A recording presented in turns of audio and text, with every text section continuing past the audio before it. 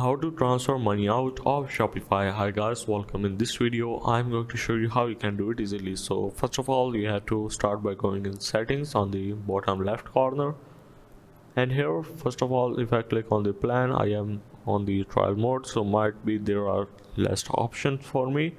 So if I go for this payment, which is the main part of this video,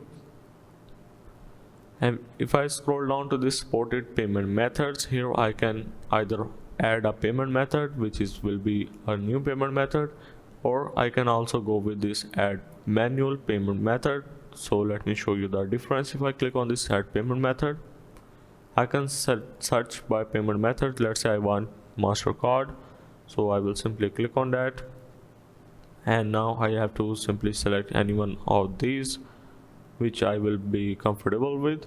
So if I go back, so in order to get your money, you must have at least one payment method.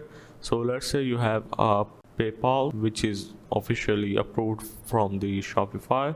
So if I click on the manage, I have to simply add my PayPal account here.